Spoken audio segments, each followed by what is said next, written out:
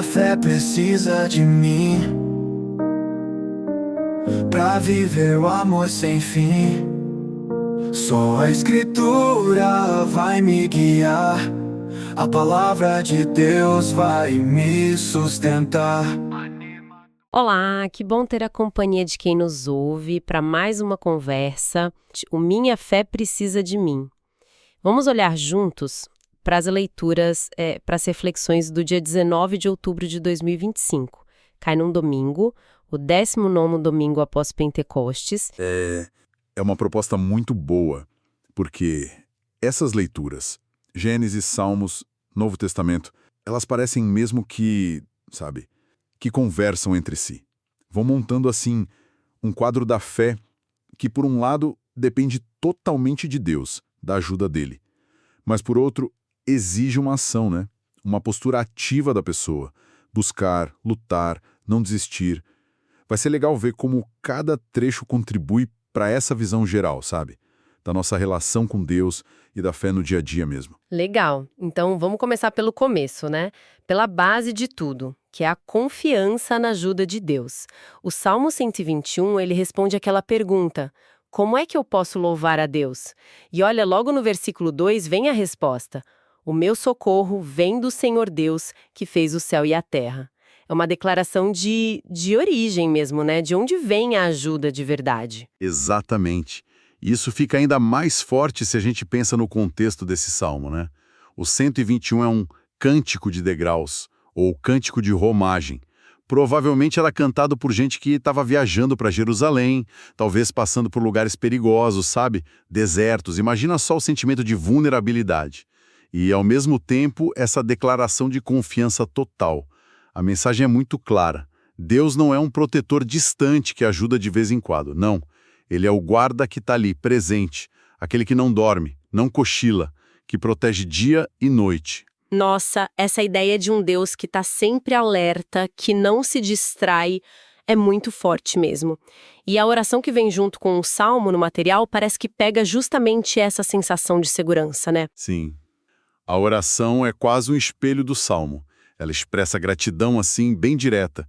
Senhor, eu te agradeço porque tu és meu socorro fiel. Obrigado porque tua mão me sustenta em cada passo. Reconhece Deus nas dificuldades também. Louvo-te porque não me deixas sozinho nas lutas. E porque me guardas dia e noite. E aí termina com uma entrega, né? Toda a minha esperança está em ti. A fé vira confiança na prática. Vira alívio, esperança. Tudo baseado nessa relação com o Criador que protege. Faz todo sentido pensar nisso como o alicerce, né? Primeiro, a gente tem essa certeza. O socorro vem de Deus. Mas aí, logo depois, o material, nossa, ele joga a gente num cenário totalmente diferente. A gente sai dessa calma da proteção e cai numa luta, sabe? Corpo a corpo, lá em Gênesis 32. A pergunta muda: o que nós, como povo de Deus, podemos fazer? O que será que essa mudança brusca quer dizer? Essa mudança de tom é fascinante. A gente vai da contemplação da segurança divina para a tensão de um confronto real. E o versículo que eles destacam, o 24, é um dos mais misteriosos da Bíblia, eu acho. Jacó fica sozinho, de noite, e luta com um homem até o dia clarear. Essa solidão, essa luta na escuridão, isso quebra qualquer ideia de uma fé passiva, sabe? Uma fé sem conflito nenhum. E que luta, hein? Não é uma discussão, uma conversa. É algo físico, pesado. Como é que a gente entende isso na nossa jornada de fé? Olha, o contexto do Jacó aqui é fundamental. Ele está num momento decisivo da vida dele. Está voltando para casa depois de 20 anos, sabe? E está prestes a encontrar o irmão Esaú, aquele que lhe enganou lá atrás. E ele está morrendo de medo da vingança, está em pânico. Essa luta pode ser vista de vários jeitos. Pode ser uma luta com ele mesmo, com os medos, a culpa, ou, como muita gente entende, uma luta direta com o divino, talvez um anjo, talvez o próprio Deus, onde o Jacó se agarra desesperado, sabe? E exige uma bênção antes de encarar o maior medo dele. A luta é quase uma condição para seguir adiante. Essa ideia de exigir uma bênção de Deus no meio de uma luta nossa, é forte. E a oração que está ligada a essa passagem parece que vai nessa linha do confronto, mas de um jeito um pouco diferente. Sim, a oração dá uma pista de leitura bem surpreendente. Ela começa pedindo perdão. Senhor, perdoa-me quando luto contra ti em vez de confiar. Olha só que interessante. A oração interpreta o excesso de confiança em si mesmo, o quero fazer tudo com minhas forças, como um jeito de lutar contra Deus. E continua, reconheço que me falta humildade diante do teu agir. É um reconhecimento da nossa tendência, né?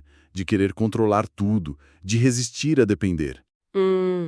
Então a luta não é só com o outro, seja lá quem for esse homem, mas talvez seja principalmente uma luta interna contra a nossa própria autossuficiência. Parece que é essa a leitura da oração, sim, e ela vai além. Ela pede uma transformação que lembra muito o resultado da luta do Jacó, né? Ele sai mancando, ferido, mas com um nome novo, Israel, e abençoado. A oração pede, tem misericórdia e transforma a minha fraqueza em bênção. E termina com uma conclusão muito forte sobre depender de Deus. Ensina-me que o melhor é depender totalmente de ti. A bênção vem justamente quando a gente reconhece a fraqueza que a luta expôs. Nossa, isso muda tudo sobre como a gente vê as dificuldades, né? Não são só pedras no caminho. Podem ser o próprio lugar, o ringue mesmo, onde a gente aprende a depender de Deus de um jeito mais real, mesmo que saia meio mancando da história. A fraqueza que a gente reconhece vira a porta para a bênção. É isso. Exatamente isso. A luta, nesse contexto, não é um sinal de que a fé falhou. Pelo contrário. É um processo, pode ser doloroso, claro, mas talvez seja necessário para a gente chegar num relacionamento mais honesto, mais dependente de Deus. Entendi. Depois dessa intensidade toda da luta do Jacó, a leitura seguinte, lá de 2 Timóteo 3, parece que chama a gente de volta para a importância de ter uma base sólida. A pergunta agora é como devemos viver? O foco muda para constância, para firmeza. Sim, é um chamado para estabilidade, para fidelidade no meio da confusão toda, né? O versículo-chave, o 14, é bem direto. Quanto a você, continue firme nas verdades que aprendeu e em que creu de todo o coração. A ênfase é em permanecer, em não se desviar daquilo que foi ensinado e que a pessoa aceitou como verdade fundamental. E quem está falando para quem nesse caso? Qual é a situação ali? Olha, é uma carta bem pessoal do apóstolo Paulo, já mais para o fim da vida, escrevendo para o discípulo dele, Timóteo. Timóteo era um líder jovem na igreja. E Paulo estava preocupado, sabe, com os desafios que o Timóteo ia enfrentar. Tinham falsos ensinamentos surgindo, gente buscando só novidade passageira, oposição mesmo. Então ele meio que fala, olha, se segura naquilo que você aprendeu desde cedo, nas escrituras, nos ensinos dos apóstolos. É um conselho sobre ter resiliência na doutrina e na ética, ainda mais em tempos difíceis. Faz sentido. A firmeza aqui não é teimosia boba, né? É ser fiel a um fundamento que foi recebido. E a oração que acompanha essa passagem parece que leva essa preocupação para um nível mais amplo, da comunidade. Exatamente. A oração abre o foco. Não é só pelo Timóteo individualmente. Ela pede pelas gerações que ouvem a tua palavra. Pede firmeza para que permaneçam na verdade. Tem uma preocupação específica com a liderança, com as famílias, fortalece líderes, mestres e famílias na fé em Cristo. E também pede coragem para anunciar o evangelho e fidelidade para a igreja toda, né? Até o fim. Isso mostra que a firmeza de cada um está ligada à saúde e à continuidade da comunidade toda. Essa ligação entre o pessoal e o coletivo na firmeza é um ponto importante. Não é cada um por si, então. De jeito nenhum. E tanto na carta quanto na oração fica muito claro que a base dessa firmeza é a palavra de Deus, as verdades que aprendeu. Não é uma firmeza baseada em opinião que muda a toda hora ou só em sentimento, é num corpo de conhecimento, de crença que foi transmitido e que se considera verdadeiro. A fé nesse sentido envolve aprender também, ter convicção e decidir se manter fiel a isso. Entendido. A fé tem sentimento, tem experiência, óbvio, mas aqui a ênfase é na importância de conhecer, de crer e de permanecer firme nessas verdades, sozinho e junto com os outros. É um pilar importante mesmo. Sem dúvida. É tipo a coluna vertebral que sustenta a prática da fé. E aí, para fechar esse ciclo de leituras, a gente chega num ensinamento direto de Jesus, lá em Lucas 18. Aqui a pergunta é bem clara. O que Jesus nos ensinou sobre algo super prático, a oração? É um momento de instrução direta do mestre sobre como a gente se comunica com Deus. E o versículo 1 já entrega o jogo todo. Jesus contou a seguinte parábola mostrando aos discípulos que deviam orar sempre e nunca desanimar. Mais direto impossível, né? A lição é: continuem orando, não desistam. É um chamado radical mesmo para perseverança. O texto que está citado ali não traz a parábola toda, mas ela vem logo em seguida em Lucas. É a história daquela viúva insistente, sabe? Que não larga do pé de um juiz corrupto até ele resolver o caso dela.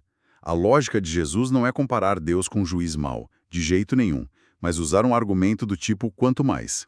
Quer dizer, se até aquele juiz que era ruim atende a mulher só para se livrar dela, por cansaço, quanto mais Deus, que é Pai, que é justo, que ama, vai ouvir e responder aos seus filhos que clamam a Ele dia e noite.